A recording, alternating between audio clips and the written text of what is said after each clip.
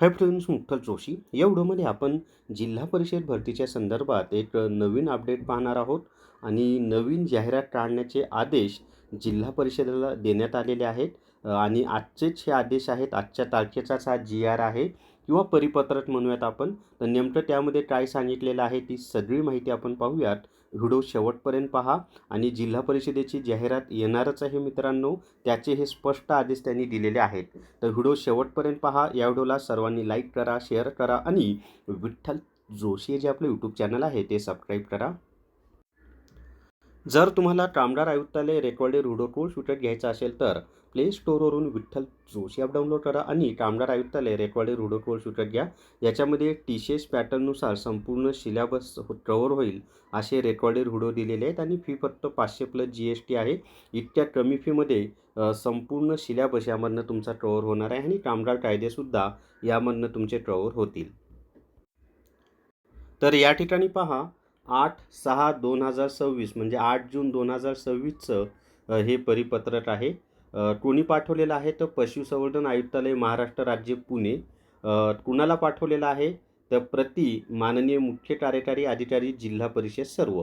विषय काय आहे तर पशुधन पर्यवेक्षक स्थानिक स्तर व सहाय्यक पशुधन विकास अधिकारी स्थानिक स्तर संवर्गातील रिक्त पदे भरण्याबाबत. आता त्याच्या पुढे पहा, उपरोक्त विषयास अनुसरून सादर करण्यात येते की संदर्भ क्रमांक 1 शासन निर्णयानुसार पशुसंवर्धन व दुग्ध व्यवसाय विभागाची पुनर्रचना व सुधारित आकृतिबंध मंजूर करण्यात आलेला आहे. म्हणजे आकृतिबंधसुद्धा काय झालेला आहे, मंजूर झालेला आहे. तदनुसार प्रत्येक पशुवैद्यकीय चिकित्सालयामध्ये पशुधन विकास अधिकारी गट आता हे पद MPSC कडून भरल्या जातं. हे आपल्यासाठी महत्त्वाचं नाही, पण जे पशुधन पर्यवेक्षक आहे ना ते आपल्यासाठी महत्त्वाचं आहे.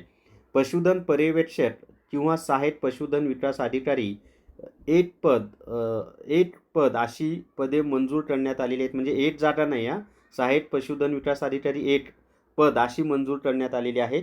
सुधारित आकृतिबंधानुसार राज्यात एकूण 4,439 पशुवैद्यकीय चिकित्सालय मंजूर असून त्यापैकी 666 पशुवैद्यकीय संस्था राज्यस्तरीय असून 3,773 पशुवैद्यकीय संस्था स्थानिक स्तरीय आहेत. म्हणजे हे जे 3,773 पशुवैद्यकीय संस्था आहेत ना, म्हणजे आपले काय म्हणतो आपण त्याला, म्हणजे जे जनावरांचा दवाखाना जे आपण म्हणतो तर ते एवढे आहेत. त्याच्या पुढे पहा आणि त्याच्यामध्येच ते पशुधन पर्यवेक्षक पद आहे. राज्यातील पशुधन विकास अधिकारी गट अ यांची पदभरती महाराष्ट्र लोकसेवा आयोगामार्फत अंतिम टप्प्यात असून राज्यस्तरीय पशुधन पर्यवेक्षक यांची पदभरतीची कार्यवाही प्रस्तावित आहे. म्हणजे राज्यस्तरावरील पशुधन पर्यवेक्षकची पदभरती होणार आहे, त्याची कार्यवाहीसुद्धा होणार आहे.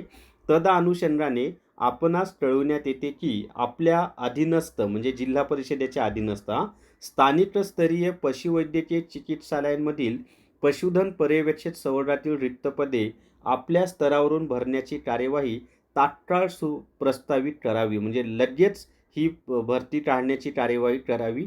पशुधन व दुग्ध व्यवसाय विभाग पुनर्रचना शासन निर्णय दिनांक 10/10/2024ची प्रत राज्ये किंवा स्थानिक स्तरीय पशुवैद्यकीय चिकित्सालयांच्या यादीसह सोबत जोडून देण्यात येत आहे.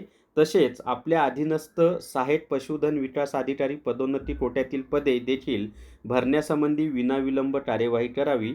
सदरची पदोन्नती कोट्यात येणारी पदे पशुवैद्यकीय दवाखान्यांच्या पशुधन संख्येच्या उतरत्या क्रमानुसार पशुवैद्यकीय दवाखान्यांची स्थाननिश्चिती करून भरावी. सोबत पशुधन पर्यवेक्षक व सहाय्यक पशुधन विकास अधिकारी या ग्रामविकास विभागाचे सेवा प्रवेश नियम सोबत जोडले आहेत. सदरची पदे तात्काळ भरण्यात यावी जेणेकरून पशुवैद्यकीय सेवा पशुपालकांना देणे शक्य होईल. आता तुमच्या लक्षात आलं का की पशुधन पर्यवेक्षक राज्यस्तरावरची पदं वेगळी आहेत आणि जिल्हा परिषद अंतर्गत येणारी जी स्थानिक स्तरावरची पदं आहेत ती वेगळी आहेत. तर राज्यस्तरावरची पशुधन पर्यवेक्षकची पदं ही थेट पशुसंवर्धन व दुग्ध व्यवसाय विभागामार्फत भरली जाणार आहेत आणि जिल्हा परिषदेच्या अंतर्गत येणारी जी स्थानिक स्तरावरची पशुधन पर्यवेक्षक पदं आहेत ना ती जिल्हा परिषद मार्फत भरली जाणार आहेत आणि दोन्ही स्तरावरची जाहिरात लवकरच प्रसिद्ध होणार आहे. पण अजून एक वस्तुस्थिती समजून घ्या की जिल्हा परिषद फक्त पशुधन पर्यवेक्षकची जाहिरात काढत नाही, तर त्याच्यासोबत जिल्हा परिषद अंतर्गत येणारे जेवढे पदं आहेत त्या पदांची एकत्र जाहिरात जिल्हा परिषदेमार्फत प्रसिद्ध केली जाते. त्यामुळं सगळ्या विभागाच्या जसं पशुधन पर्यवेक्षक सोबत इतर विभागांच्या सुद्धा मग ते अंगणवाडी पर्यवेक्षिका असेल, ग्रामसेवक असेल, या पदांच्या जाहिरातीसुद्धा प्रसिद्ध केल्या जातील. त्यामुळं जिल्हा परिषदेच्या सुद्धा जाहिराती येणार आहेत, हे लक्षात असू द्या. आणि समजले सर्वांना याचा अर्थ काय होतो ते? जर तुम्हाला आदिवासी विकास विभाग चौकीदार गट ड भरती 38 प्रश्नपत्रिका संच घ्यायचा असेल तर स्मार्ट स्टडी पब्लिकेशन नांदेड यांनी हा प्रश्नपत्रिका संच प्रसिद्ध केलेला आहे. हा प्रश्नपत्रिका संच सगळ्या पुस्तकांच्या दुकानावर तसंच अमेझॉन आणि फ्लिपकार्टवर उपलब्ध आहे. तर विठ्ठल नागनाथ राऊतवार यांचं जे स्मार्ट स्टडी पब्लिकेशन आहे, त्यांनी आदिवासी विकास विभाग चौकीदार गट ड भरती 38 प्रश्नपत्रिका संच प्रसिद्ध केला आहे. तर या व्हिडिओमध्ये एवढीच माहिती. या सर्वांनी लाईक करा, शेअर करा आणि विठ्ठल जोशी जे आपलं यूट्यूब चॅनल आहे ते सबस्क्राईब करा. Thank you very much.